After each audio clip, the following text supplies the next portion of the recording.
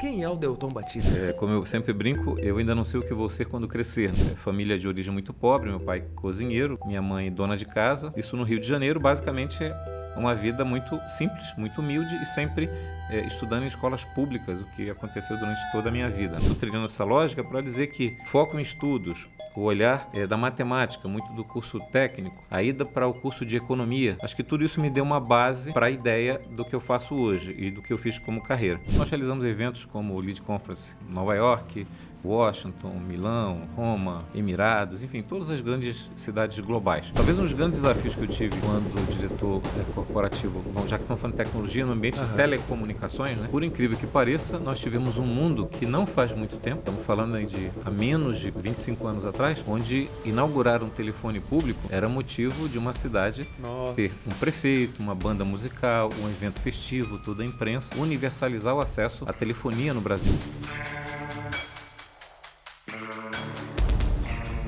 Hoje no Engenharia Podcast nós vamos conversar com um profissional que vive no centro das grandes decisões empresariais do Brasil. Economista, empresário, investidor e estrategista de negócio. Ele construiu uma carreira conectando líderes, empresas e oportunidades em algum dos ambientes mais relevantes do ecossistema empresarial brasileiro e do mundo, né? Ao longo da sua trajetória passou por grandes empresas, atuou em posições executivas, liderou iniciativas empresariais. Muito importante, se tornou uma das vozes que discutem crescimento estratégico, desenvolvimento econômico no país e no mundo. Então hoje nós vamos falar com você que está aí em casa, vamos falar sobre negócio, liderança, produtividade, futuro das empresas e também sobre os bastidores das grandes decisões que moldam o ambiente empresarial brasileiro e do mundo. Então recebemos aqui com grande honra e com grande alegria, hoje aqui no Engenharia Podcast, Delton Batista, presidente atual do LEAD Santa Catarina do Rio Grande do Sul. Bom, Delton, seja muito bem-vindo. Super obrigado pelo convite. Eu que agradeço e confesso que deu até um nervosismo agora para começar isso aqui, porque olha, essa cadeira hoje, esse episódio aqui tá fantástico, pessoal, porque a gente vai falar justamente para vocês aquilo que vocês têm dúvida. Como é que eu faço para acelerar minha carreira? Vale a pena empreender no Brasil? Vale a pena estudar no Brasil? Eu escuto sobre isso. Mas antes de tudo isso, eu peço para você, se apresenta para o pessoal nessa câmera aqui, o pessoal que está em casa e tá contigo. Legal, um grande prazer, uma satisfação estar aqui com vocês. Meu nome é Delton Batista, eu sou economista, né, por formação e construí uma carreira aí como executivo durante 25 anos. Tive a oportunidade de liderar grandes organizações multinacionais brasileiras, em especial telecomunicações, na época como diretor corporativo da Brasil Telecom, que era a maior empresa de telecomunicações do Brasil, durante 10 anos e outros 10 anos como o líder de negócios, de mercado do Grupo RBS, também à época a maior afiliada da Rede Globo no Brasil, né, e também uma das empresas mais relevantes do universo de mídia nacional.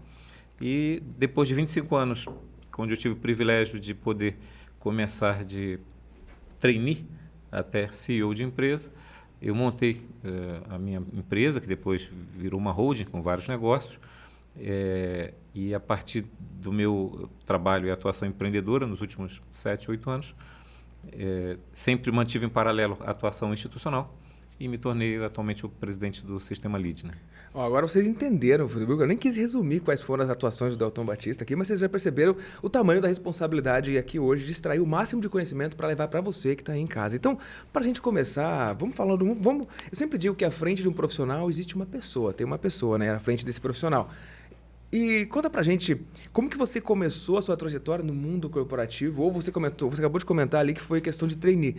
Iniciou lá, conta pra gente o início, porque muita gente vê hoje o Delton Batista, fala por mim também, as pessoas me veem no Engenharia Podcast atrás da telinha do celular. Sim. E imagina que a gente é diferente das outras pessoas, ou que a gente veio de um berço de ouro, que teve alguém que colocou a mão ali e falou, vai lá que eu te injeto 10 milhões para você alavancar. Sim. Então conta como é que foi esse seu início de carreira, qual foi o momento que você percebeu ali e falou, opa, estou no corporativo e de repente eu vou para uma carreira executiva, né? Então conta pra gente um pouco da sua jornada. Quem é o Delton Batista? Olha que pergunta, você não esperava essa, hein? Não, essa é complicada, né?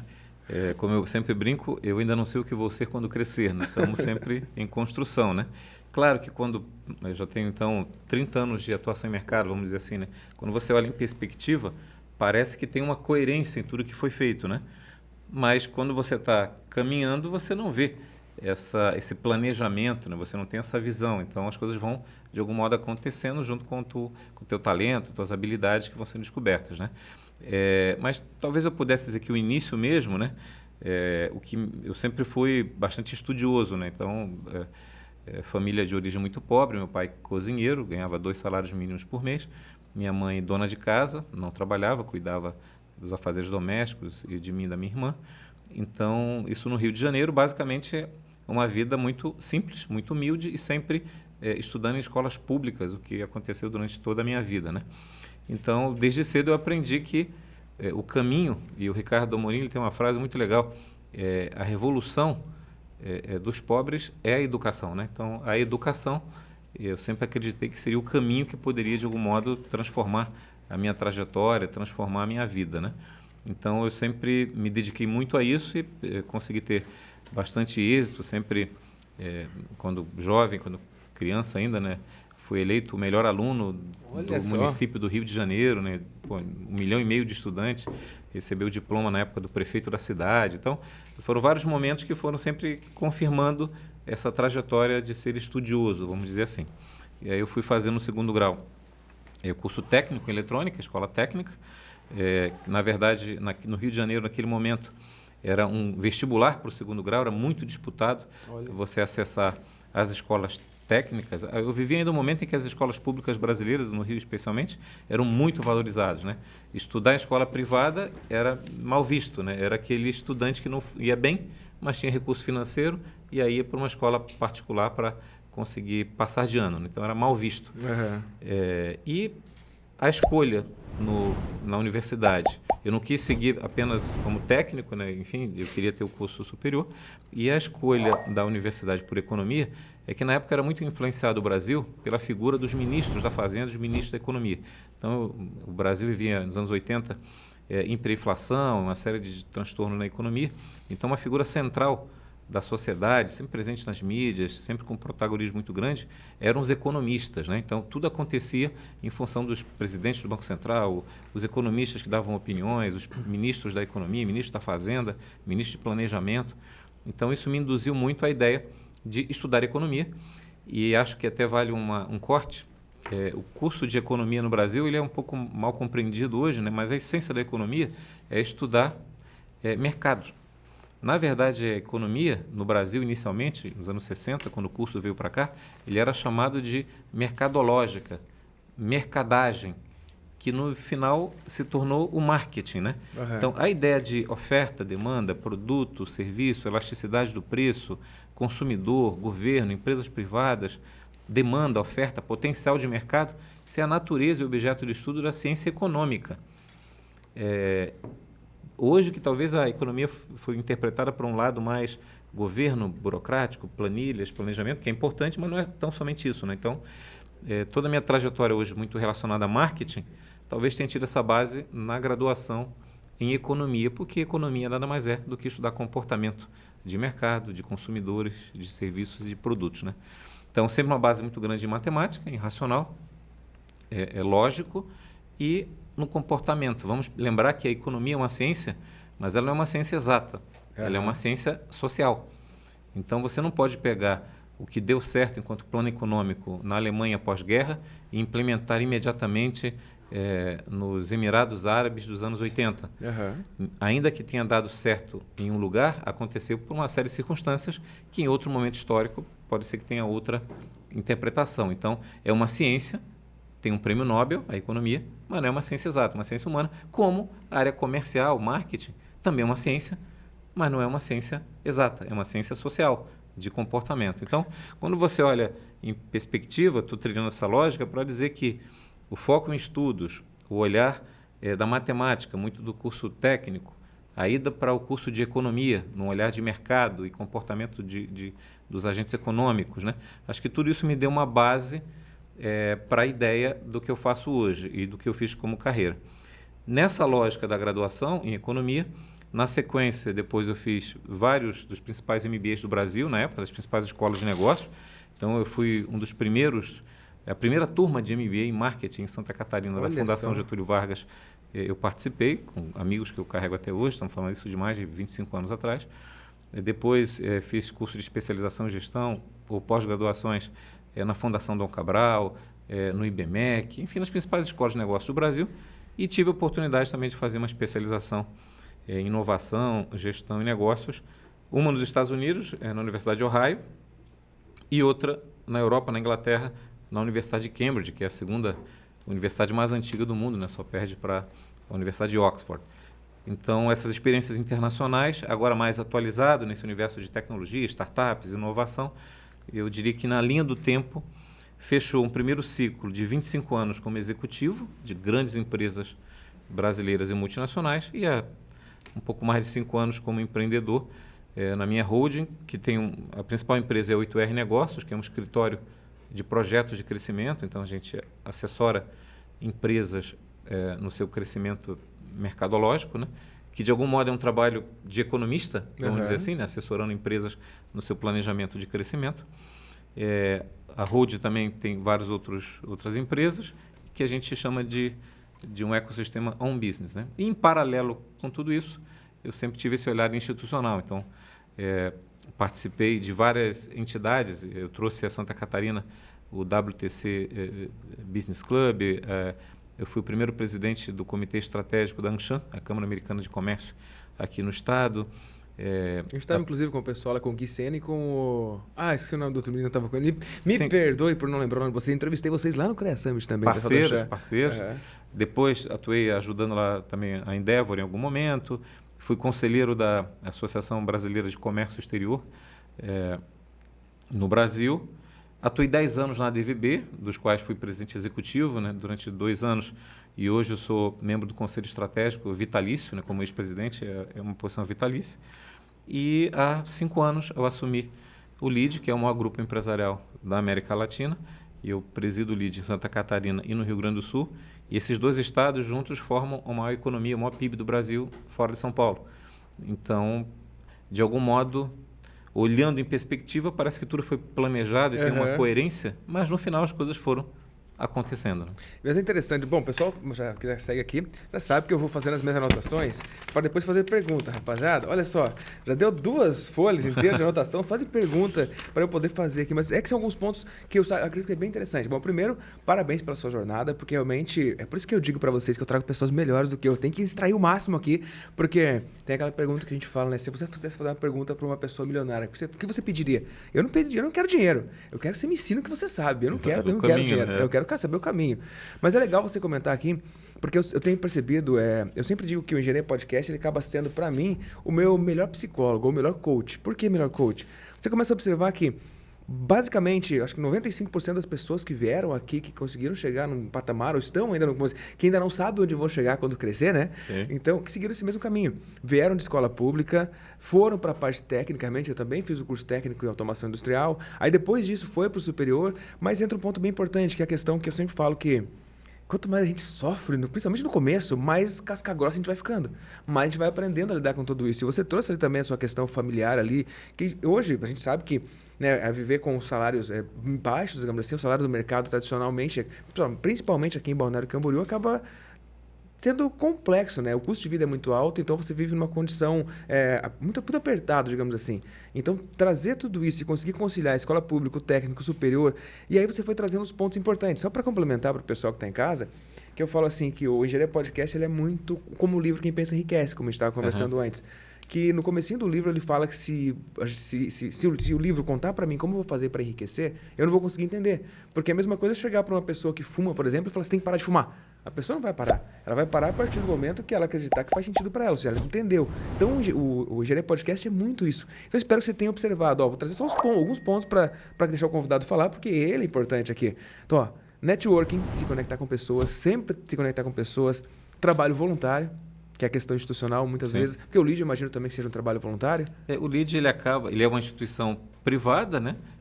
Mas fundamentalmente todo o foco dele, das receitas, são reinvestidas em novos fóruns, novos eventos. O grande objetivo do LEAD é essa ideia do networking, né? De aproximar lideranças em forma de conteúdo. Mas mais do que isso, hoje o LEAD atua nessa aproximação para gerar negócios. O foco do LEAD é fazer com que as empresas e lideranças participantes prosperem, enriqueçam, ganhem dinheiro, né? A gente tem que deixar de olhar no Brasil a ideia de que o lucro é algo negativo. Só que a gente prega no LEAD a lógica do lucro com propósito. Então, são empresas positivas, que impactam a sociedade de maneira saudável, né? Então, vários dos movimentos e campanhas que o LEAD abraça, por exemplo, uma parceria que nós temos muito grande do LEAD é justamente com o CREA, que é a ideia de cidades inteligentes e de planejamento urbano ordenado e sustentável. Então, diante de tragédias como a de Santa Catarina, Rio Grande do Sul, se a gente tiver cidades planejadas, pensadas pelas engenharias, por exemplo, né, com foco em harmonizar o desenvolvimento econômico com o impacto ambiental, a gente vai ter algo positivo para todos. Então, o LEAD prega que isso aconteça, mas prega que aconteça através da iniciativa privada, gerando resultados econômicos, gerando lucro. Essa é uma lógica, eu sempre uso uma analogia que para mim faz muito sentido. Assim como as pessoas não vivem sem comida, mas não vivem só de comida, as empresas não vivem sem lucro, mas não podem viver só de lucro. Então, a gente acredita em empresas e líderes que vão além do resultado econômico, que também impactam positivamente o mercado, a sociedade, cumprem corretamente as suas obrigações, em compliance com as leis, com tributos, com impacto social, com responsabilidade. É o que a gente chama de cidadania empresarial, empresas cidadãs. Né? E eu digo, eu concordo muito com isso. Eu sempre falo para o meu pessoal assim, a gente está falando muito de IA, né, rodando o Brasil. Inclusive, a gente estava lá em Joinville essa semana. E aí eu estava falando para o pessoal sobre produtividade. Aí até contextualizei, mas a IA, até para a gente puxar esse ponto da IA também, como você está conectado com as grandes empresas, você está observando as movimentações e eu tenho certeza que você sabe muito mais coisas dos bastidores da IA do que eu que estou estudando sobre IA, porque você está convivendo isso de fato. Mas eu comentei com os empresários, eu falei, olha, pode soar meio cruel essa frase, né? Por exemplo, eu vou implementar uma IA e vou demitir tantas pessoas. Mas aí eu falo, eu até comentei, quem está falando que isso vai acontecer não sou eu, o Fórum Econômico Mundial, que falou no relatório do Futuro do Trabalho.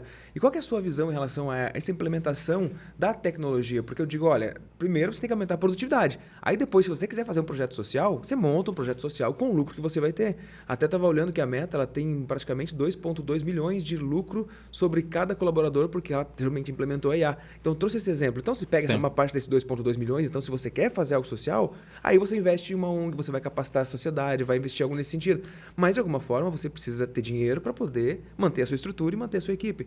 E qual que é a sua visão em relação a essa premissa justamente da implementação da IA e na questão da substituição do trabalho, talvez, braçal para a questão automatizada, colocando talvez as pessoas em outro cenário? O que você me diz sobre isso? O que você está vendo nesse movimento? O LEAD realiza, por ano, alguma coisa em torno de 12, 14 fóruns internacionais. O LEAD possui hoje 29 unidades no exterior, né? 25 no Brasil, 29 no exterior, em todos os continentes. Então, nós realizamos eventos como o LEAD Conference em Nova York, Washington, Milão, Roma, Emirados, enfim, todas as grandes cidades globais. E, ano passado, nós fizemos um evento muito importante, que foi o Fórum do LEAD na Índia, em Mumbai. Inclusive, eu fiz uma apresentação para empresários, investidores, foi um encontro bilateral com empresários, investidores e autoridades dos dois países. A Índia hoje já é a maior população do mundo e caminha aí para ser uma das top 5 economias do planeta, mas caminha para crescer economicamente ainda mais.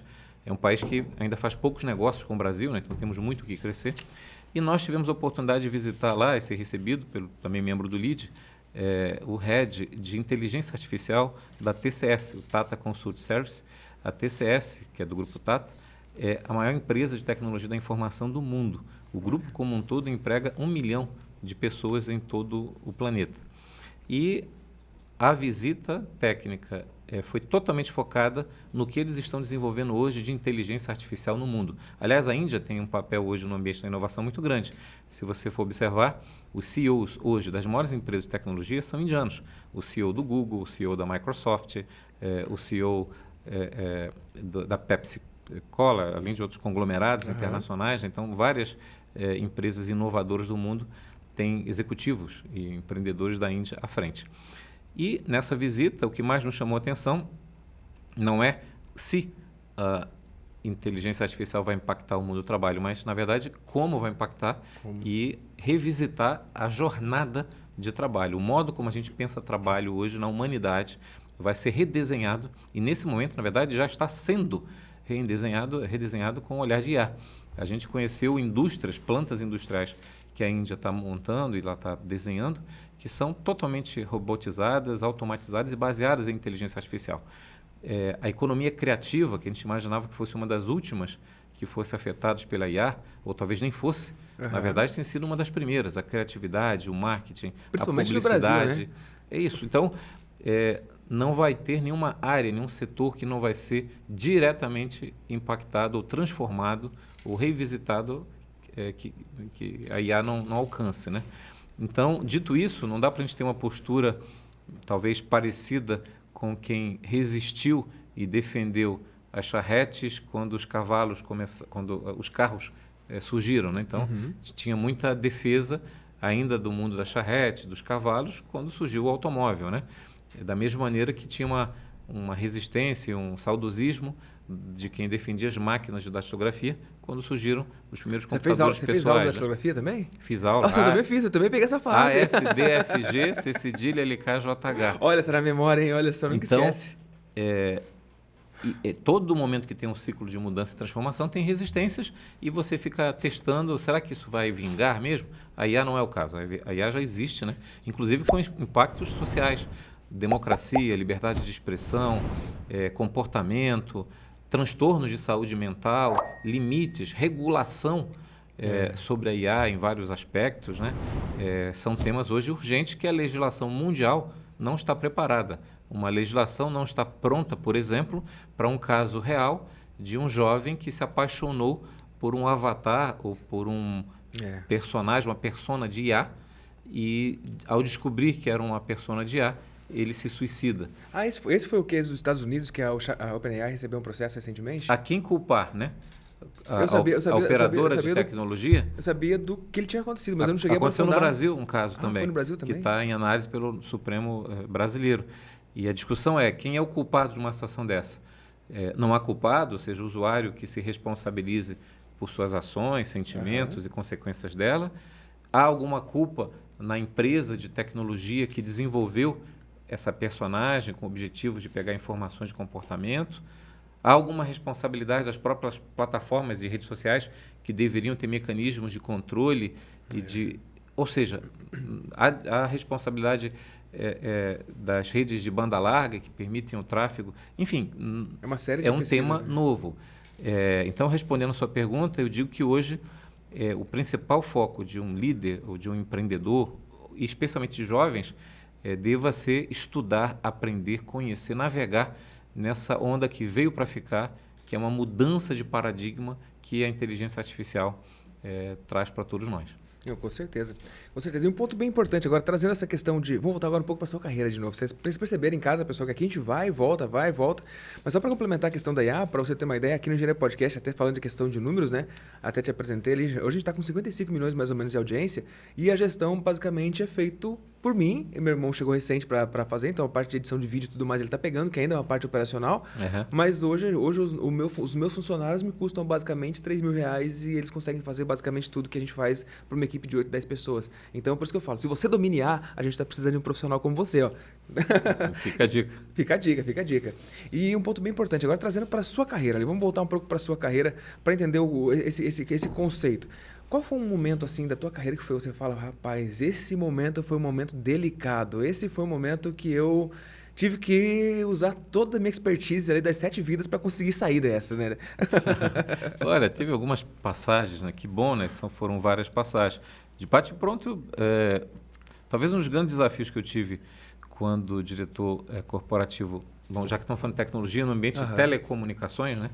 Por incrível que pareça, nós tivemos um mundo que não faz muito tempo, estamos falando aí de há menos de 25 anos atrás, onde inaugurar um telefone público era motivo de uma cidade ter um prefeito, uma banda musical, um evento festivo, toda a imprensa, né? Que era universalizar o acesso à telefonia no Brasil, né? A telefonia, quando foi privatizada, ter um telefone, você precisava declarar imposto de renda. Eu tive colegas de faculdade que pagaram a sua faculdade, que pagavam seus custos, compra de livros, gastos, enfim, alimentação, fruto do aluguel de uma linha telefônica. Aluguel eu não sabia, que o povo vendia. Você podia vender a linha, mas também podia alugar. Então, como a linha era um patrimônio, um ativo a ser declarado imposto de renda, alguns amigos que tinham propriedade, né, do ativo de ter linha telefônica alugavam e o curso todo foi subsidiado com esse rendimento. Né? Então, só para você ver que isso estamos falando aí de 25 anos atrás. Então, quando eu fui diretor corporativo da Brasil Telecom... Que ano que tu foi diretor corporativo? Isso foi no início dos anos 2000. Né?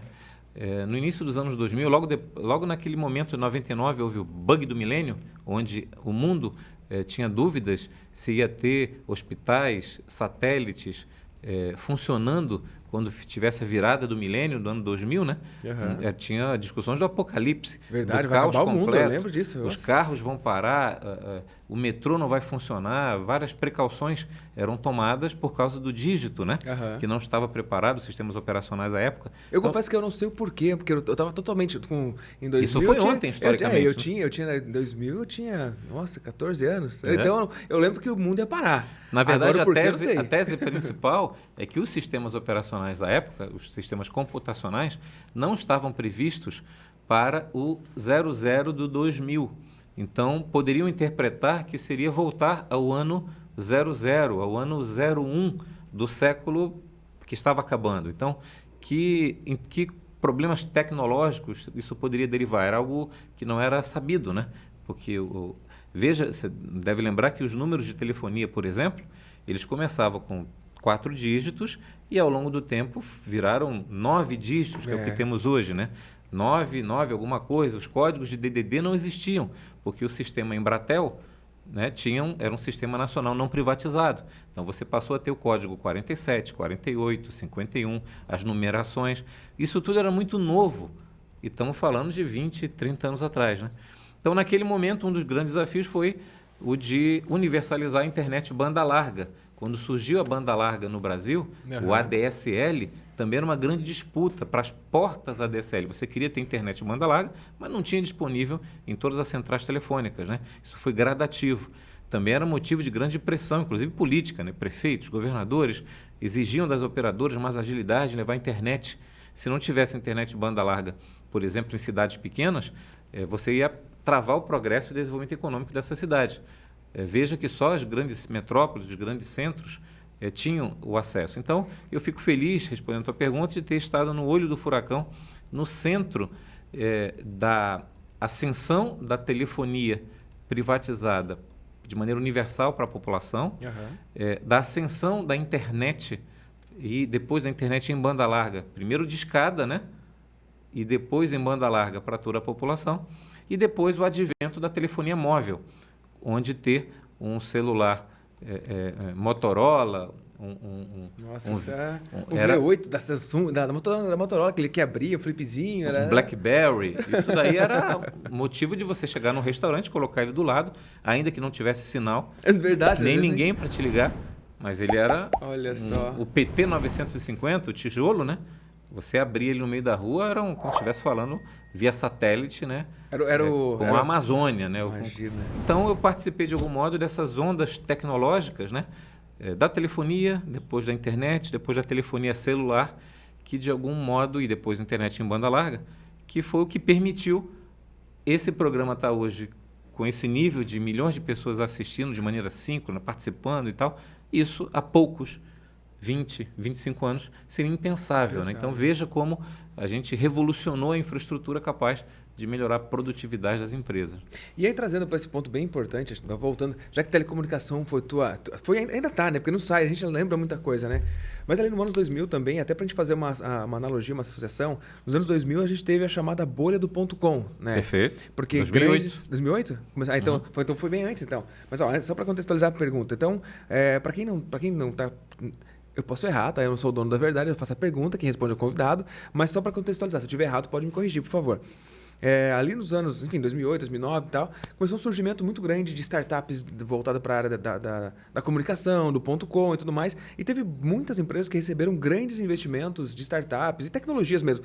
E chegou um momento que esse grande investimento não necessariamente para algumas empresas ele perpetuou, como Google e Microsoft, outras empresas conseguiram se manter e também já eram grandes talvez nesse período, eu não tenho certeza, eu não conheço a história deles, Mas a gente tem visto também grandes empresas, por exemplo, como a OpenAI agora, que está recebendo grandes investimentos, está com valor de mercado lá em cima, só que ela é uma empresa que, segundo pesquisas e, enfim, informações, ela está dando prejuízo. Mas, então, e aí como é que pode uma empresa, pra você ver, uma pergunta que a gente não tinha combinado, hein? Uhum. Uma empresa que não está dando lucro receber grandes investimentos, inclusive do governo americano e de outros investidores, e valer muito no mercado, né? Por exemplo, a Nvidia vale quantos trilhões? Só a Nvidia sozinha ela vale mais do que todas as empresas da Bolsa de Valores brasileira. Então, pelo menos se eu estiver errado também, me corrija, tá? É isso mesmo. Então, que é a tua percepção, com a tua experiência de mercado sobre essa grande especulação dentro do mundo da IA?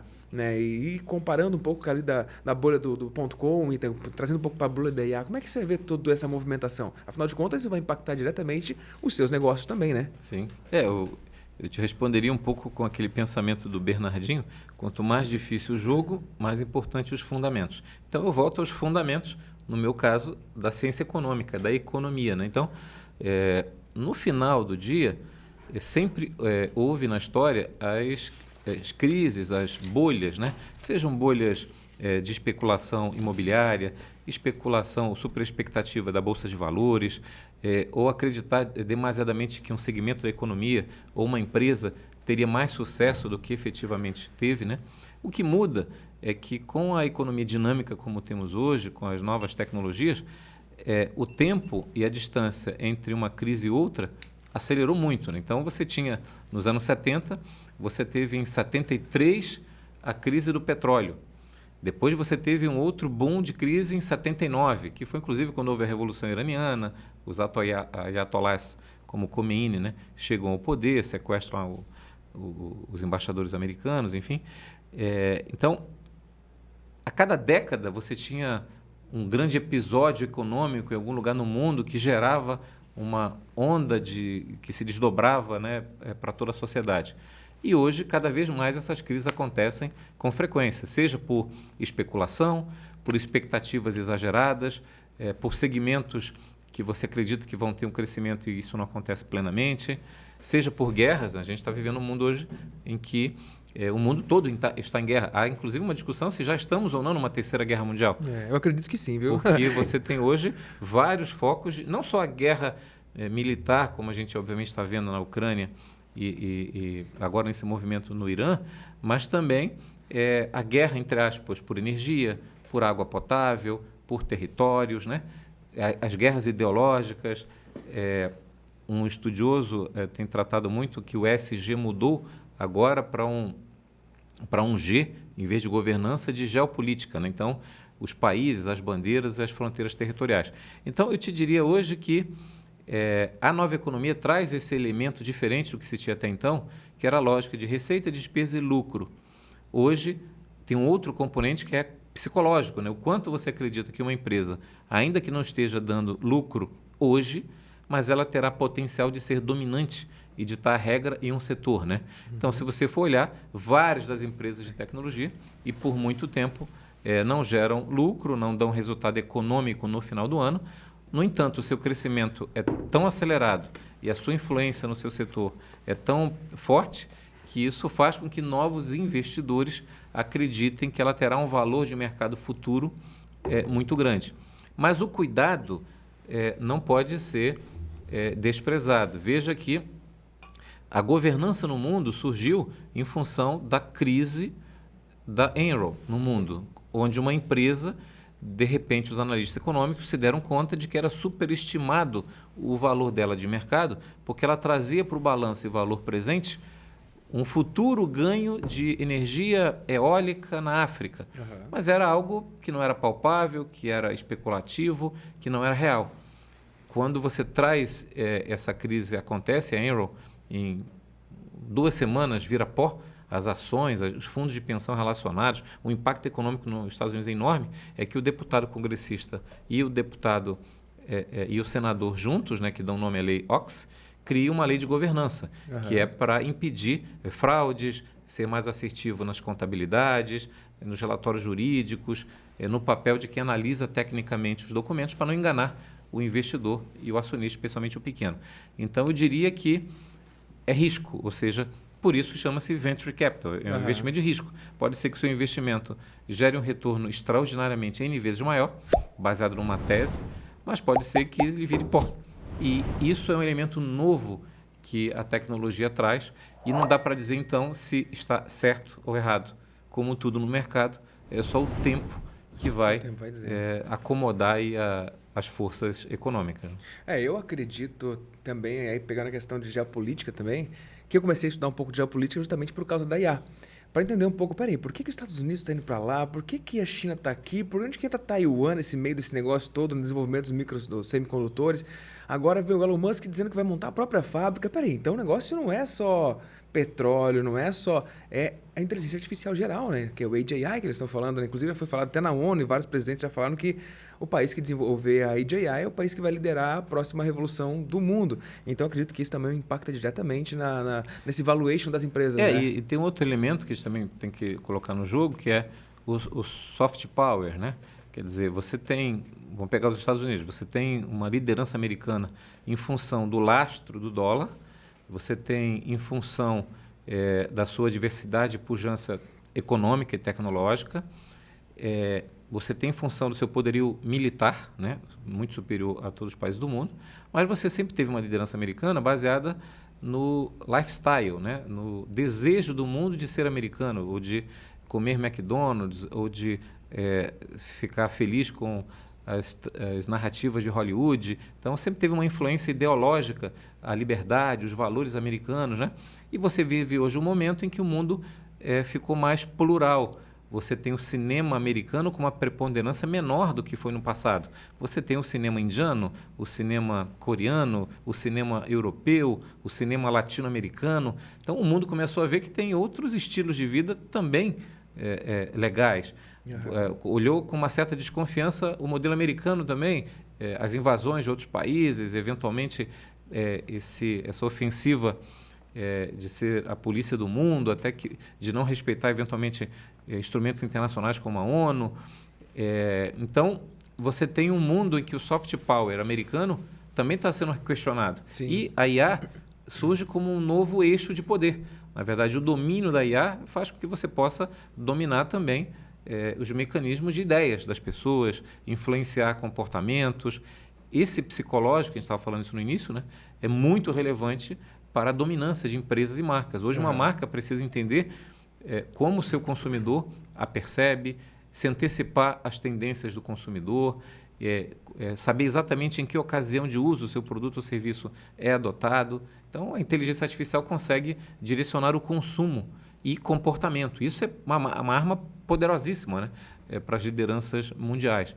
Então, além do petróleo, do ouro, do dólar, das terras, o ativo tecnologia se tornou hoje fundamental. Além de água, energia, infraestrutura, hoje você tem esse ativo invisível no campo das ideias que a IA traz e que pode mexer nesse tabuleiro de poder que é a nossa organização mundial. Né? E voltando para... Muito obrigado pela explicação, realmente Eu confesso que quando eu estou editando depois os vídeos, antes de a gente publicar, eu começo a escutar, eu começo a olhar, e isso para mim vira um centro de pesquisa. Porque tudo que você comenta, eu vou, peraí, mas deixa eu ver por que ele falou isso. Como é que funciona isso? Né? E agora, trazendo para... Qual que é a sua maior habilidade? Porque eu vejo que você consegue se comunicar muito bem e ter uma contextualização incrível. Até, pessoal, eu estava perguntando aqui no chat GPT antes, aqui fazendo minhas pesquisas, e o chat GPT falou que o Delton Batista tem uma das suas principais habilidades é inspirar e deixar as pessoas motivadas, ou seja, motivar pessoas a fazerem, formar grupos e algo nesse sentido. Essa é a visão do chat GPT. Mas eu gostaria de saber, porque de fato eu vejo que os grandes líderes, os grandes gestores, eles têm uma habilidade de comunicação e uma coerência no seu modelo de raciocínio muito grande, ou seja, contextualiza, fala, explica o porquê e depois faz a pergunta. E geralmente termina com uma pergunta, né? A provocação para outra pessoa pensar. Então, ou seja, aí já entraria a persuasão positiva, digamos assim, a persuasão técnica. Mas eu quero saber de você, porque é difícil a gente ter uma posição da gente mesmo e falar, peraí, eu sou bom nisso. Por mais que a gente saiba das nossas habilidades, mas a gente ainda acredita muitas vezes que, eu ainda não sou tão bom assim. Mas agora, você olhando para você, o que você fala assim, cara, eu sou bom, eu acho que eu sou bom nisso, eu acho que isso eu consigo fazer bem. O que é a minha maior habilidade? Olha, eu vou responder, talvez, chegando nessa lógica, mas por um outro caminho, né? Eu sempre tive uma máxima, assim, não chega a ser uma filosofia de vida, mas um jeito de ver as coisas, que é tratar as pessoas como eu gostaria de ser tratado, né?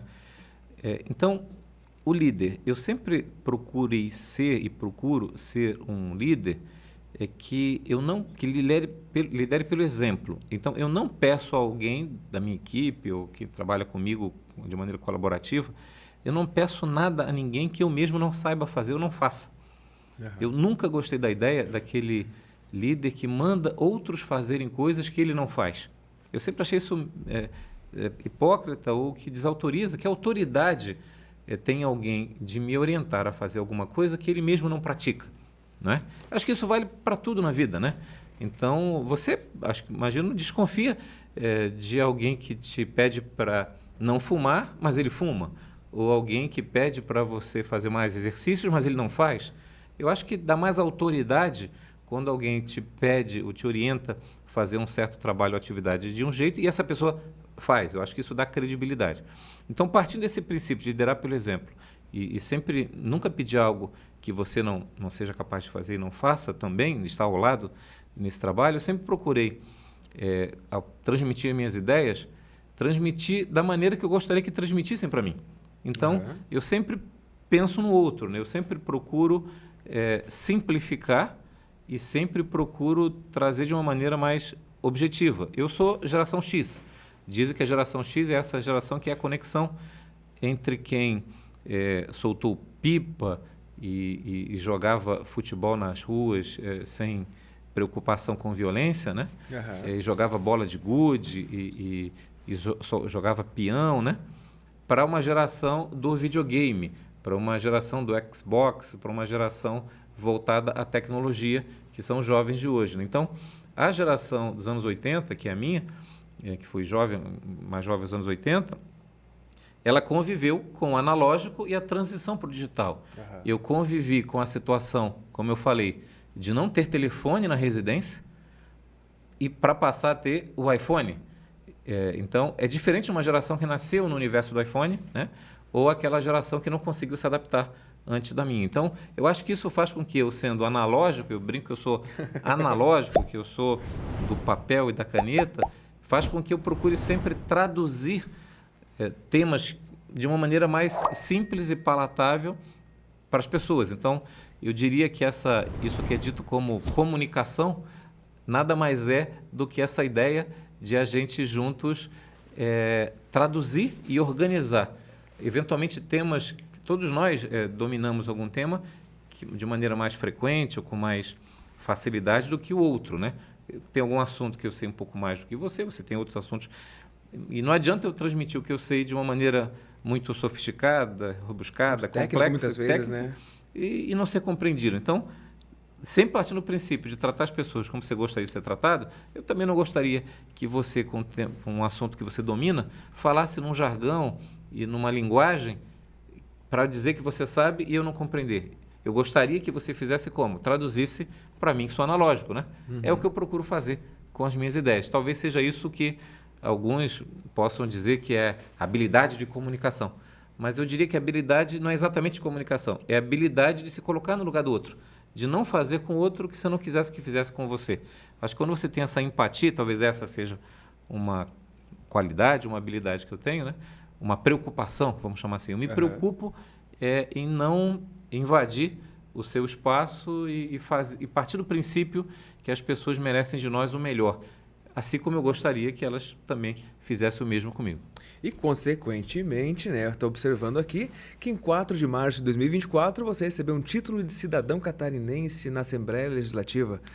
Conta pra gente como é que foi essa... Aí eu entro um pouco na questão de sensação agora, de lembrar quando você foi convidado para receber essa menção, esse título. Como é que foi esse momento? Porque a gente trabalha, mas e a hora que você recebe reconhecimento, né? Não, foi bem emocionante porque, enfim, nessa minha trajetória de telecomunicações, comunicação como executivo e hoje como empresário, ao total são 30 anos. Então, eu vim do Rio de Janeiro para Santa Catarina, inicialmente para Blumenau, onde eu morei 10 anos, e hoje moro há 20 em Florianópolis, e vim justamente no universo da indústria têxtil, né? Então, são 30 anos que eu moro em Santa Catarina e nesses 30 anos constituí minha família, meus amigos, enfim, é o meu lar, eu me sinto catarinense. E aí, quando eu fui surpreendido aí com essa homenagem, poxa, você ter a Assembleia Legislativa de maneira unânime, que representa, enfim, toda a sociedade civil do Estado de Santa Catarina, num projeto de lei aprovado e sancionado pelo governador do Estado, né? Dizendo que eu me oferecendo o título oficial de cidadão catarinense em função de contribuições, seja como liderança empresarial, seja como os trabalhos institucionais e causas que a gente tem defendido ao longo desses 30 anos, foi muito emocionante. Então, na cerimônia em si, a Assembleia lotada de amigos, autoridades, enfim, né? Família, claro. E naquela ocasião, o que eu disse é o que eu repito, quer dizer, os valores que me movem têm muito a ver com esse universo da família, mas não nesse sentido que tem sido muitas vezes tratado até de uma maneira meio piegas ou de uma maneira oportunista, né? Eu entendo a lógica de família como de amor aos seus, a quem está ao seu lado, né? Esse conceito de família amplo, né? Que inclui os seus amigos, os seus entes queridos, as pessoas que estão sempre com você, né? Então, tudo funciona para mim com esse olhar desse núcleo de família, né? Um segundo valor que eu entendo para mim que foi o que me trouxe até aqui, que me levará adiante, tenho certeza, é esse olhar permanente da educação. Veja que toda a história que eu comentei, ela está permanente, né? Essa educação permanente, esse olhar da educação, mas eu também faço uma ressalva que não é uma educação de estude mais porque você vai ter mais progresso econômico ou vai ter mais oportunidade de trabalho.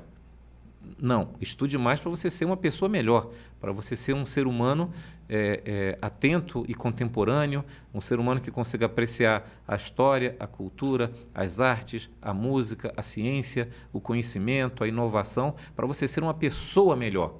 Consequentemente, você também terá oportunidade de trabalho, de renda, de desenvolvimento econômico em função disso. Uhum. Mas não isso como um fim em si mesmo, né? Então, o pilar da educação e o terceiro pilar, que é essa ideia do empreendedorismo no sentido de tomar a sua vida para a sua responsabilidade. Seja um empreendedor dentro de uma empresa, o intraempreendedor. Durante 25 anos eu consegui empreender em projetos, iniciativas que me levaram de um estagiário, trainee, a ser CEO de empresa.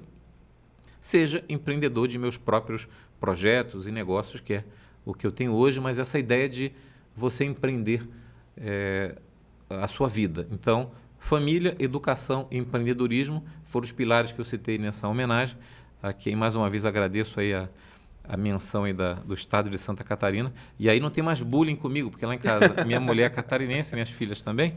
Eu era o único, mas sabe que você não é daqui, né? E eu digo que agora não, quem não é daqui apenas são elas, porque elas são catarinenses não por escolha, a situação e circunstâncias fizeram que elas nascessem aqui, né? Uhum. Eu, no meu caso, não. As pessoas, a sociedade catarinense me conferiu, né? Me escolheu para ser catarinense e eu a escolhi. É um pouco tipo religião. Uhum. Não vale a religião com a qual você foi batizado. Você não tinha consciência ao ser batizado quando bebê de uma religião, né? Vale aquela que você escolhe enquanto ser humano consciente, não é isso? Exato. Então, o Estado, quando você ouve aquela pergunta de onde você é, eu acredito que de onde você é não é de onde você nasceu. Assim como a sua religião, qual religião é a sua, não é necessariamente a qual você foi batizado. A sua religião e de onde você nasceu tem a ver com o que você escolheu. E no meu caso, tive a felicidade de escolher e ser escolhido. Por Santa Catarina. E nem todo mundo tem essa assim que eu respondo lá em casa, as brincadeirinhas, né?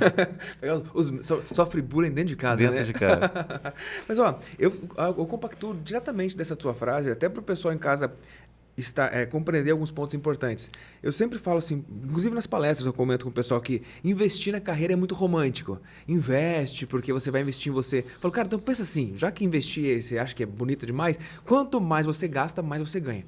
Mas não vejo o seu gastar. Por exemplo, você comentou ali que investiu em vários cursos e vários MBAs.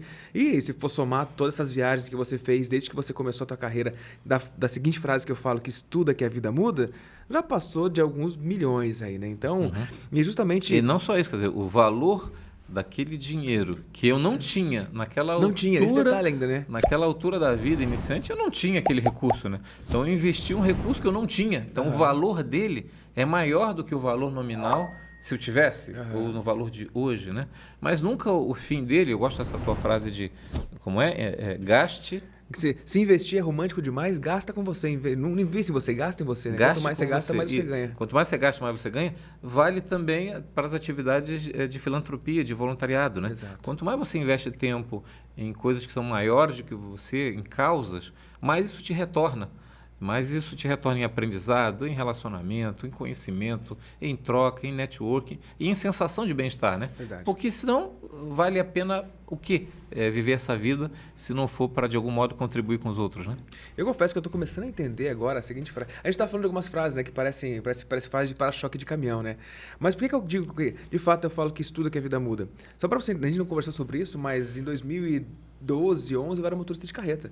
Eu vim de uma cidade de 3 mil habitantes, tem 3 mil habitantes. Diz ele que tem 6 agora. Dobrou, então? Segundo ele, tem 6. Eu acho que tem menos, porque foi saindo, né? Mas eu saí de uma cidade com 14 anos também e eu nunca tive apoio financeiro, aporte financeiro de alguém, nem do meu pai, da minha mãe, para poder estudar. Então, enfim, vi por programas. Por isso que eu falo, esse caminho de procurar alternativas, né? E eu tenho um newsletter que eu escrevo no LinkedIn que é inovar é driblar a necessidade com criatividade. Então, eu trago muito essa questão e justamente por isso que eu falo. Porque são momentos que a gente... Eu falo por mim. Às vezes eu tenho algum treinamento para ir, alguma viagem para fazer, sei lá em Manaus. Rapaz, aí tu vai pegar uma semana para Manaus, tu sabe, é 2 dias, se for na linha convencional, comercial, é um dia inteiro para ir praticamente, para em Brasília, ou para no Rio, enfim. É complexo e muitas vezes tem um custo elevado. E quando você está começando um projeto, tu que acompanha e mentora várias empresas, tu sabe que a gente tem que priorizar algumas coisas. E aí eu falo assim, às vezes com ele mesmo eu falo alguma coisa, rapaz, eu tenho que ir lá, mas eu vou dar um jeito. Você sabe que você está comentando, me lembra ali de um ponto importante para compartilhar com você. Você fez uma pergunta para mim, talvez a primeira, que foi a minha história, como eu cheguei até aqui, né? E depois você perguntou um momento marcante, né? Tudo, na verdade, uma coisa fundamental de mudança, um ponto de inflexão na minha vida, foi eu ter vindo para Santa Catarina. E por que eu vim para Santa Catarina? Naquela ocasião, eu trabalhava na Santista Têxtil e houve a fusão da Santista Têxtil com a Artex, de Blumenau. Essa fusão tinha como objetivo criar a maior empresa têxtil do mundo. Quem promoveu essa fusão foi o Grupo Garantia, que controlava a Santista Têxtil e depois fez a mesma lógica com a Antártica e a Brahma, criando a Ambev, uma das maiores empresas de bebidas do mundo, né? Mas o ensaio do que seria a Ambev no futuro foi a fusão da Santista com a Artex. Teve um momento, então, que um executivo, um diretor de cada área da Santista e da Artex se encontrariam nessa nova empresa gigante, fruto dessa fusão, com a consciência que só ia ficar um em cada posição. Então, veja que a Artex tinha um diretor financeiro e a Santista Têxtil também. A nova empresa só precisaria de um. Então, tinha um diretor comercial em cada organização, um diretor de operações, de engenharia, e cada um desses diretores ia se encontrar em Blumenau para a sua primeira reunião dessa nova empresa gigante, fruto dessa fusão. O meu diretor na época, que na época tinha uns quase 60 anos, estava em caminho de se aposentar.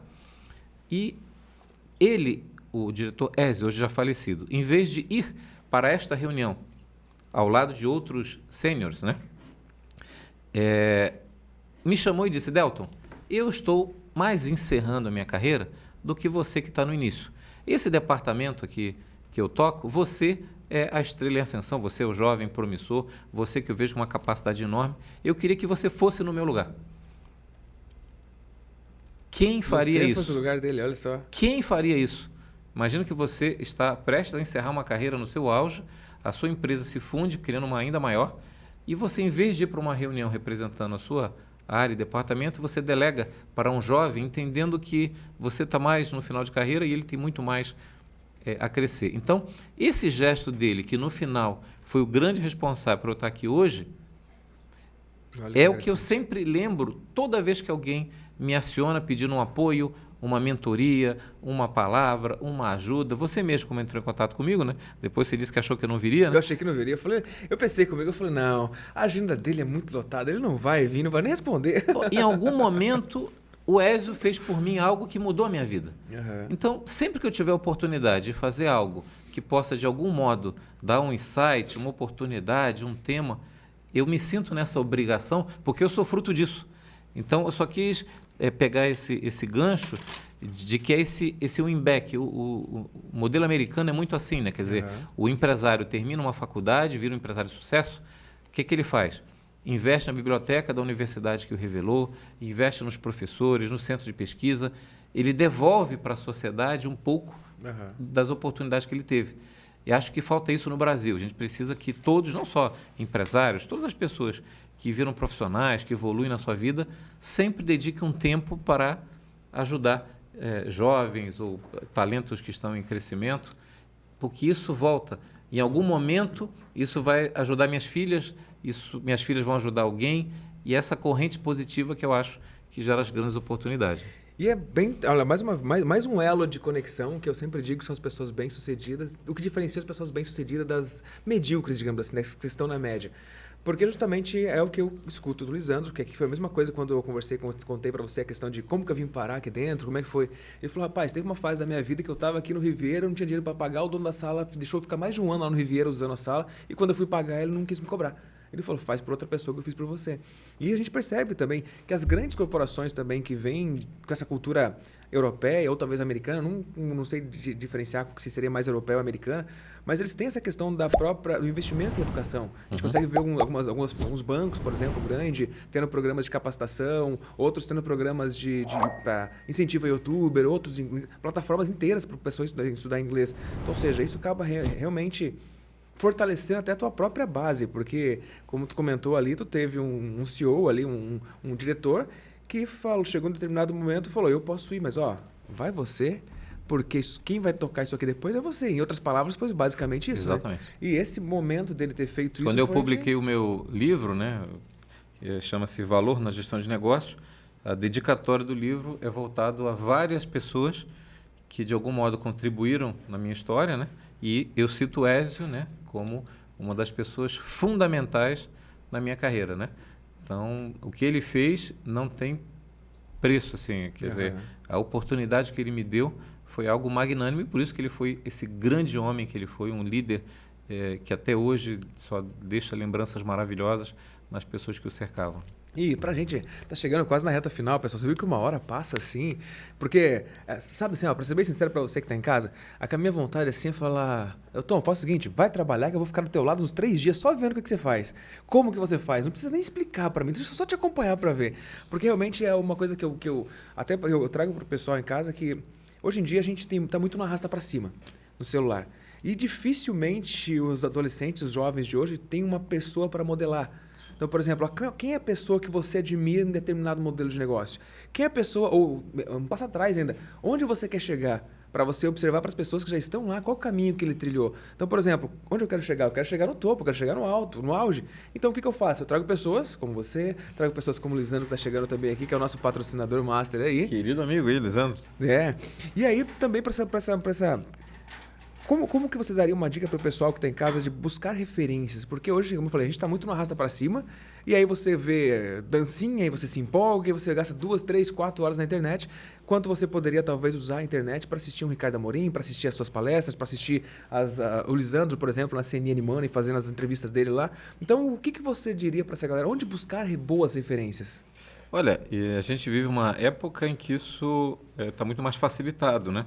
Eu brinco que eu sou jovem há mais tempo, né? Quando eu era jovem há menos tempo, eu frequentava muito as bibliotecas, lendo livros, enfim, no Rio de Janeiro, Biblioteca Estadual, Biblioteca do Rio, Centro Cultural Banco do Brasil, que eram lugares gratuitos, né? E que eu poderia acessar, né? Mas hoje, com a internet, isso está extremamente facilitado. Eu diria até que para quem corre atrás e para quem está querendo se atualizar, eu até recomendaria até uma certa cautela para não ficar over nesse consumo de informações do ambiente digital, mesmo as informações positivas, e me entendo o que eu quero dizer. Eu estimularia que esses jovens procurassem organizações próximas a ele. Todas as cidades hoje têm associações comerciais, têm institutos que incentivam empreendedorismo entre os jovens, câmaras de dirigentes lojistas, Rotary Clubs, Lions Clubs, vários movimentos de jovens empreendedores, vários fóruns, summits, mas eu diria no presencial. E assumisse algumas ações de voluntariado de causas reais e objetivas e concretas. E isso tem vários mecanismos em instituições, em entidades, até em instituições religiosas, igrejas de todas as suas matrizes ideológicas, todas elas têm ações de voluntariado de impacto. E por que eu estou dizendo isso? Porque também, se por um lado os jovens, né, em crescimento e desenvolvimento têm hoje uma oferta que deve ser utilizada de conteúdos muito legais que o mundo digital proporciona, mas também se ficar nesse universo de maneira over, não vai realizar as coisas que precisam ser realizadas. É no mundo real, é na troca, no network, no relacionamento e fazendo coisas boas, que as coisas boas virão. Então, eu estimularia o que não faltam hoje projetos sociais bacanas. Projetos culturais, projetos de responsabilidade social. O LEAD tem uma vertical totalmente dedicada a isso. Nós temos hoje, apoiamos N causas, a restauração do Hospital de Caridade de Florianópolis, o movimento do Instituto Maratona Cultural, que traz manifestações artísticas do Estado de Santa Catarina, é um dos projetos mais bem avaliados do Brasil, saiu na Exame agora, movimenta a economia de Santa Catarina de uma maneira incrível. O Instituto Guga Kirten, que faz uma série de ações em prol também das APAES do Estado. Temos a Junior Achievement, que é um projeto extraordinário, que estimula o empreendedorismo e educação financeira entre jovens, né? Temos o projeto Resgate em Joinville, que é emocionante. O projeto Resgate são voluntários, empreendedores, que ajudam jovens de talento, mas sem recursos financeiros, a estudarem nas melhores escolas. Olha só. E o que acontece? Eles passam nos melhores vestibulares do Brasil. Olha que incrível. O filho da merendeira, se tiver condição de frequentar o mesmo lugar do filho do empregado, ele consegue também passar em medicina, engenharia ou direito nas melhores universidades brasileiras.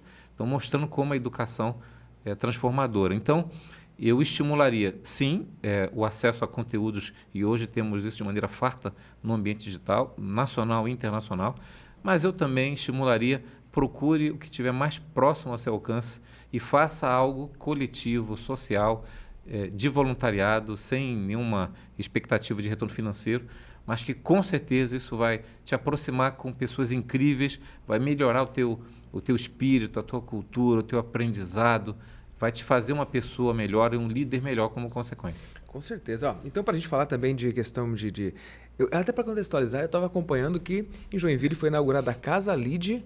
Casa LEAD Joinville. Casa LEAD Joinville. E lá também foi um detalhe que chamou bastante atenção quando eu estava vendo a matéria, que é o primeiro posto de abastecimento de hidrogênio. Por que eu falo isso que chamou atenção? Para quem é engenheiro, trabalha com as questões técnicas, sabe que o hidrogênio é extremamente volátil, ele é muito complexo você manter ele, porque a chama não tem cor, ele não tem cheiro, e a energia estática de você tirar uma blusa pode fazer aquilo pegar fogo. Então, realmente, qual é a conexão ali do posto de abastecimento de hidrogênio junto com a Casa LEAD, porque foi lá no Agrotech Park também, né? Isso. Nós lançamos em Santa Catarina e escolhemos o Agrotech Park para isso, né? A Casa LEAD Joinville. A Casa LEAD Joinville é um ambiente, um espaço onde a gente vai realizar diversos eventos de conteúdo, especialmente voltados em inovação, tecnologias e inteligência artificial. A gente vai trazer nomes de todo o Brasil e especialistas internacionais para uma série de fóruns, comitês, eventos relacionados à inovação. E escolhemos o Agrotech Park porque ele fica sediado no maior parque tecnológico da América do Sul. 8% do PIB de Joinville, da região, está concentrado lá. Esse parque multissetorial, ele acaba sendo o laboratório, as áreas de lab e inovação das grandes corporates, das grandes indústrias catarinenses. Esse evento de lançamento contou com 260 líderes empresariais, autoridades, instituições, assinamos uma série de convênios. E no evento, um dos pontos altos do evento foi justamente o anúncio pela GWM do Brasil da escolha de Joinville como seu polo de desenvolvimento de tecnologia de mobilidade à base de hidrogênio. Inclusive, eles levaram um carro e um caminhão em demonstração, utilizando essa nova matriz energética que para eles será uma grande aposta no mundo. Hoje a GWM ocupa a posição número 2 no mundo no seu setor, e ter o Brasil escolhido para ser um polo de testes e projetos. E especialmente Joinville, eles mapearam Pernambuco, Bahia, Rio de Janeiro, Minas, São Paulo e escolheram Santa Catarina justamente por ter esse ecossistema de atores, né? Empreendedores, universidades, centros de pesquisa e esse espírito catarinense de ser sempre pioneiro. Então, o grande anúncio aconteceu na Casa de Joinville e é para isso que ela existe, para ser esse ponto de encontro e de visibilidade de tudo que a gente está fazendo de bacana. Ou seja, a Casa Lide já começou com o pé muito acelerado, sim, né? Sim. Porque realmente trazer esse para o Brasil é algo pioneiro e me chamou a atenção. Porque eu já vi que essa questão, por exemplo, dos postos de hidrogênio é uma questão que muitas vezes foi deixado meio que de lado, porque o hidrogênio ele penetra inclusive na estrutura metálica, a tubulação tem que ser diferente, ele corrói a estrutura metálica. É muito sofisticada a tecnologia, então o investimento é super relevante. Várias empresas catarinenses, inclusive startups, estão em torno dessa iniciativa, né, que só começou, então tem tudo para acontecer. E para a gente falar agora, para a gente finalizar, vamos falar de Lead Futuro? Esse é o nome correto? Isso. A gente está falando dessa molecada aí que, enfim, está vindo e é o futuro. Talvez muitos deles já são presentes na nossa economia, né? Já estão aí no mercado de trabalho, fazendo acontecer. E aí você comentou um pouco do Lead Futuro e também já aproveito e já estendo o convite para o Lead Futuro aí para o pessoal para trazer, para vir contar um pouco mais, porque o objetivo justamente é mostrar que tem muita gente que fala assim, ó, essa molecada de hoje em dia não quer nada com nada. Tem muita molecada boa, tem muita gente boa ainda, entendeu? É engraçado que tem, depois você pesquisa, achei muito, muito curioso. A revista Exame, a The Economist, a Veja, as principais publicações do Brasil internacionais diziam que a geração atual de jovens é uma geração preguiçosa, que não vai realizar quase nada, que o futuro está em péssimas mãos e que o futuro será muito perigoso considerando o desinteresse desses jovens. Só que todas essas matérias que eu citei se referem aos jovens dos anos 80. Eram as matérias na época. Os jovens esses dos anos 80 que foram quem criaram a Microsoft, a Tesla. Que não ia dar em nada na vida, né? Então, todas as épocas da história da humanidade, a atual geração, que está na ativa, entre aspas, diz que a próxima vai ser pior. Isso é recorrente na história da humanidade. E nada mais prova de que a gente está envelhecendo. É só isso, né? Tá então, começando a branquear. Não faz sentido algum esse raciocínio. Então, dentro do LEAD, que é o maior grupo empresarial da América Latina, formado por empresas super relevantes, normalmente que faturam acima de 200 milhões, ou empresas em plena expansão, temos um dos braços do LEAD, que é o LEAD Futuro. No caso de Santa Catarina, grandes jovens importantes passaram pelo LEAD Futuro. Vou citar, por exemplo, o Gustavo do Vale, que fundou a Decora e vendeu à época por 100 milhões de dólares, e é um dos Forbes Under 30, e hoje tem uma série de Under 30, né? Tem uma série de projetos em andamento. Passaram o Lucas Schweitz, que hoje é o fundador e presidente do Empreende Brasil, ele passou também pelo LEAD Futuro. O Jorge Barbato, da JB3, que é a principal assessoria de investimento XP hoje do sul do Brasil. A Isabela Blasi, que foi cofundadora da Indício, uma empresa que recebeu um aporte aí extremamente valioso, mais de 50 milhões de reais, e está hoje sediada também nos Estados Unidos. Nomes como o jovem André de Oliveira, que fundou a Motorista PX, entrou no LEAD Futuro há 5 anos atrás, era uma startup deficitária, inclusive, como qualquer startup no seu início, né? E esse ano deve faturar 400 milhões de reais. Participaram nomes como Rodrigo da Condo Conta, hoje também uma empresa que recebeu um aporte aí de mais de 20 milhões de reais, é uma das que mais cresce no Brasil. O Rafael Queires, que é diretor de inovação, neto do senhor Antônio Queires, fundador de uma das nossas maiores redes de varejo aí, que, aliás, esse mês completa 90 anos de idade. 90 anos. Tive a felicidade de ser convidado aí para essa celebração tão maravilhosa, ele que é um dos principais empreendedores brasileiros. Então, o LEAD Futuro, historicamente, em todo o Brasil, acolhe jovens empreendedores ligados à inovação ou não, de qualquer segmento, mas que são promissores, e no ecossistema LEAD, conectado com grandes corporates, fundos de investimento, family office, também acabam acelerando e aumentam a sua reputação. E no evento da Casa de Joinville, a gente anunciou o Vinícius como o presidente atual, novo presidente do LEAD Futuro, ele que fundou, é cofundador da 121 Smart Shop, que é uma empresa de vending machine corporate, mas que tem todo um ambiente de plataforma de IA por trás, que mapeia os comportamentos das pessoas que compram lá o snack, a água, enfim, nas grandes empresas brasileiras. Também muito promissora a empresa dele. Então, o Lead Futuro, que inclusive tem uma parceria com o CREA Jovem, o CREA Júnior, né, e outras entidades jovens ligadas a entidades de classe, visando despertar nos jovens esse empreendedorismo. E uma recente parceria que o Lead Futuro firmou foi justamente com o New Level, que é um novo curso que foi lançado em Santa Catarina, em parceria com a Federação das Indústrias, que é voltado a formar, no nível de graduação, empreendedores. Então, você pode estudar engenharia, direito, medicina, química, mas também pode estudar como ser um empreendedor. Exato, e a New Level é uma escola de empreendedores jovens que tem o apoio da Fiesc e também do LEAD, do âmbito do Lead Futuro. Ou seja, vocês perceberam a grande responsabilidade que o LEAD tem e o impacto que tem na sociedade, né? Então, bom, Dalton, quero te agradecer por vir para cá. Obrigado, eu que dedicar agradeço seu tempo. Mas eu quero agora que você, eu sempre digo que a mensagem para fechar é do nosso convidado. Então, eu gostaria que você olhasse. Eu sei que você já deixou várias mensagens para essa molecada. Eu espero que vocês aí que estão vendo desse outro lado prestem atenção, volta. Se você não entendeu nada, faz o seguinte, pega o link deste vídeo, vai lá no Notebook LM, cola o link desse vídeo e pede para ele dizer para você os principais pontos, montar um mapa mental, que isso aqui virou uma aula. Então, se você não conseguiu compreender nada do que a gente falou aqui, pega o link desse vídeo depois, entra no Notebook LM, coloca, gera um mapa mental, gera outro áudio, gera explicação, mas estuda isso aqui, porque a gente falou de network, falamos de conectar com pessoas, estuda que a vida muda, a questão do trabalho voluntário, afinal de contas, o voluntário eu sempre digo que faz muita diferença, o associativismo, ou seja, busca uma associação e por aí vai. Vai lá, então não perca a oportunidade. E eu vou pedir para você também que está em casa, já se inscreve nesse canal, ativa o sininho, porque assim você fica sabendo tudo que acontece na inovação, tecnologia, empreendedorismo e principalmente carreira,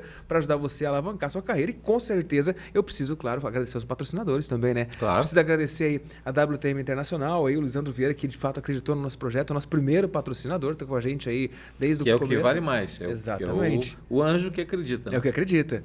Precisamos agradecer também ao CREA Santa Catarina, que também está apoiando esse projeto, aí como inspetor do CREA, embaixador do programa de inovação. Então, preciso também agradecer o CREA Santa Catarina e também agradecer o Sebrae Nacional, que está apoiando a gente nesse projeto. Aí eles compreenderam nossa atuação, nossa vontade de mexer no empreendedorismo e aí mexer com...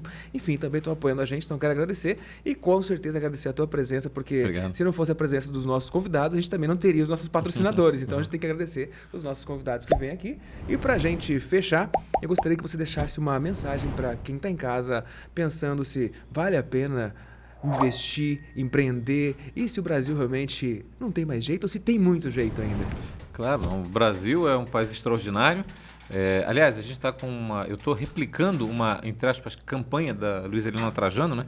A Luiza Helena foi vice-presidente do Lead Mulher, na época que a Sônia Regis de Souza era a presidente do Lead Mulher, quando ela estava à frente da Dudalina.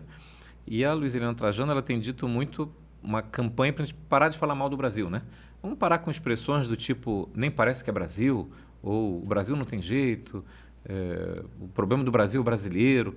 Nós temos coisas extraordinárias em qualquer área, empreendedores incríveis, marcas incríveis que conquistam o Brasil, o mundo. Outros países têm coisas muito legais, mas também têm problemas. E eu não vejo nenhum americano falando mal dos Estados Unidos para um não americano. Não vejo nenhum italiano falando mal dos problemas da Itália para um estrangeiro ou para um turista. E talvez o Brasil seja o único povo do mundo que fala mal de si mesmo, especialmente para estrangeiros ou para pessoas de fora. Vamos falar bem do Brasil, das coisas maravilhosas que temos, né? Para encerrar, a reflexão que eu deixo é essa potencialidade que o Brasil tem, adormecida talvez, que ainda pode ser muito maior do que tem a ver com um gap de liderança. Na minha opinião, temos um momento que a gente está vivendo que falta lideranças em todos os setores. Falta liderança na iniciativa privada, nas instituições de classe, no terceiro setor, no voluntariado, falta liderança no poder público, né?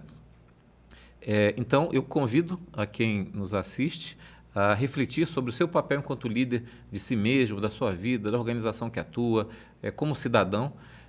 Gosto muito da frase do Falcone, de que líder é aquele que muda o curso natural das coisas. Então, sem a existência do líder, as coisas vão para um certo caminho ao natural. O líder é quem muda esse caminho, muda essa rota. Ele acredita nesse poder transformador. E uma reflexão que eu sempre uso é que liderar é vender.